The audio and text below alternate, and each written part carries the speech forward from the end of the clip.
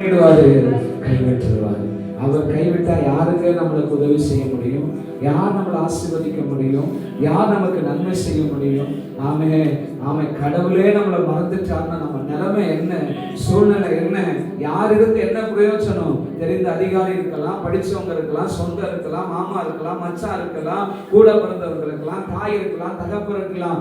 எல்லாம் இருந்தாலும் அவர் இல்லைன்னு வச்சுக்கோ, நம்ம வாழ்க்கை ஜீரோ, நம்ம வாழ்க்கை பிரச்சனைக்குரியதா மாறிடும், நம்ம வாழ்க்கை வேற மாதிரி போயிடும். அதனால்தான் தாவீது அவ்வளோ பெரிய ராஜாவா இருந்தோம், 40 வருஷம் ராஜாவை ஆண்ட பிறகும் நீ தேசத்தை இப்படி செய்ய, அப்படி பண்ணு, அப்படி இரு, அப்படியெல்லாம் சொல்லி கொடுக்காம அவன் சொல்லி கொடுத்த ஒரே வார்த்தை என்ன தெரியுமா? ஆமே, அவரை தேடு, அவர் உன் கூட இருப்பா. அவரை நீ விட்டுட்டேன்னு வச்சுக்க, தேடாம அவர் உன்னை என்றென்றைக்கும் கைவிட்டு விடுவார். இன்னைக்கு ஒரு தீர்மானம் பண்ணு. இன்னைக்கு ஒரு தீர்மானம். 10 நாள் நீங்க தேடி இருப்பீங்க. நான் திரும்ப சொல்ல கர்த்தருக்குள்ள நம்புகிறேன். ஒருவேளை யாராவது தேடாம இருந்தா இன்னைக்கு ஒரு தீர்மானம் பண்ணு. காலையில எழுந்த முதல் நேரத்தை அவருக்கு கொடு. நான் சொன்னபடி முகத்தை கழுவி ஒரு பாட்டை பாடு, ஒரு சங்கீதத்தை படி. நாம கொஞ்ச நேரம் ஆண்டவர் கொடுத்த நாளுக்காக சோத்திரம் பண்ணு. உனக்காக, குடும்பத்துக்காக, உன் குடும்பத்தில் இருக்கிற கஷ்டங்களுக்காக ஒரு 10 நிமிஷம் ஜெபம் பண்ணு. சபைக்காக ஜெபம் பண்ணு, ஊழியக்காரனுக்காக, குடும்பத்துக்காக ஜெபம் பண்ணு, மாவட்டத்துக்காக ஜெபம் பண்ணு, மாநிலத்துக்காக ஜெபம் பண்ணு, உனக்கு தெரிந்த அறிந்தவங்களுக்காக ஜெபம் பண்ணு. இதுக்கு ஒரு 1/2 மணி நேரம் கண்டிப்பா ஆகும். இப்படி நீ தேடிப்பா, நீ தேடிப்பா. நான் சொல்றேன், கர்த்தரை தேட தேட தேட ஒவ்வொரு நாளும் உன் வாழ்க்கையில உயர்வு அடைந்து கொண்டே இருப்ப, மேன்மை அடைந்து கொண்டே இருப்ப, ஆசீர்வதிக்கப்பட்டு கொண்டே இருப்ப. உன் குடும்ப சூழ்நிலை மாறும், உன் எல்லா நிலைமைகள் மாறும், எல்லா பிரச்சனைகள் மாறும். கர்த்தரை தேடாத பட்சத்தில், திரும்ப இடத்தை அழுத்தி சொல்றேன், கர்த்தரை தேடாத பட்சத்தில் எந்த பிரச்சனையும் வாழ்க்கையை விட்டு போகாது, எந்த சூழ்நிலையும் வாழ்க்கையிலிருந்து மாறாது. ஆனா நீ தேட ஆரம்பிச்சிட்டீனா உன்னை பரலோகம் பார்க்குது. என் பிள்ளை பலவீனத்தில் என்ன தேடுது, கஷ்டத்துல தேடுது, காலையில் எவ்வளவு அவசரமா இருந்தாலும் என் பிள்ளை என்ன தேடுது. என் பிள்ளைய நான் ஆசீர்வதிக்காம யார் ஆசீர்வதிப்பான்னு தம்முடைய கரத்தை நீட்டி பரலோகம் உனக்கு ஆசீர்வாதத்தை கொடுத்தாங்க.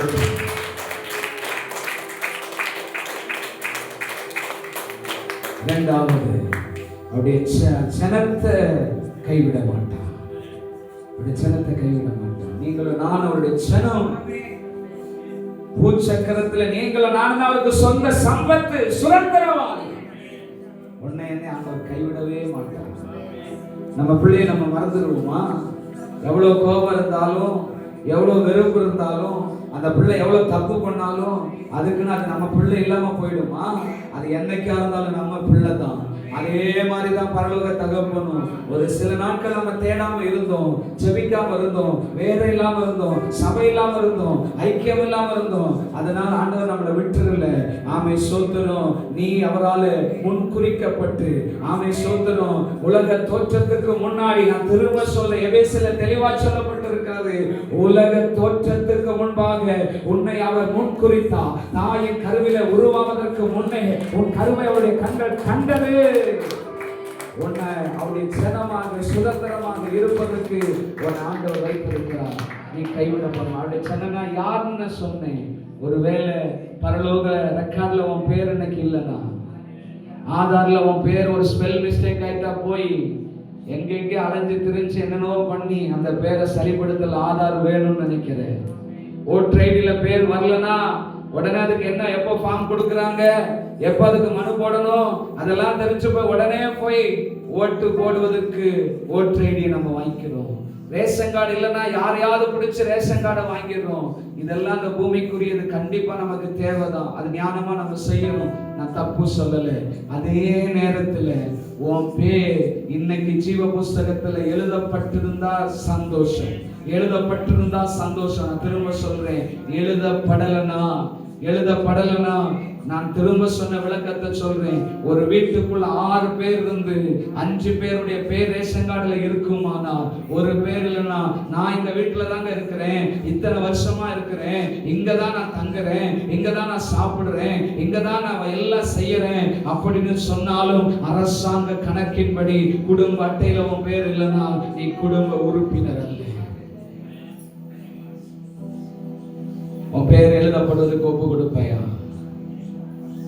சொந்த ஜனமா மாறிடு. உன் ஆண்டவர் கைவிட மாட்டான். அது சனமா மாறும்போது பல கஷ்டம் வருங்க.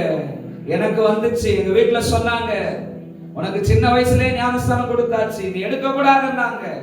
அதையெல்லாம் மீறி தான் போய் எடுத்தேன். அதெல்லாம் மீறி போய் தான் எடுத்தேன். சத்தியத்தை அறிஞ்சா போய் எடுத்தேன் தைரியமா. இன்னைக்கு என் குடும்பத்தை எல்லாரும் அந்த முழுகி ஞானஸ்தானத்துக்குள்ள நடத்த கர்த்தர் உதவி செய்திருக்கிறார். ஆண்டவர் கைவிடல. ஊரை பார்க்காத, சமுதாயத்தை பார்க்காத, பாரம்பரியத்தை பார்க்காத, உடன்படிக்கை பண்ணி சொந்த ஜனமாய் மாறு. ஆண்டவர் உன்னை கைவிட மாட்டார். கடைசியா சொல்றேன், பரிசுத்தவான்களை ஆண்டவர் கைவிட மாட்டார். பரிசுத்தவான்களை ஆண்டவர் கைவிட மாட்டார். ஹல்லேலூயா. ஸ்தோத்திரம் பண்ணலாம். கொஞ்ச நேரம் ஜெபம் பண்ணுங்க. ஹல்லேலூயா, ஹல்லேலூயா, ஹல்லேலூயா, ஹல்லேலூயா.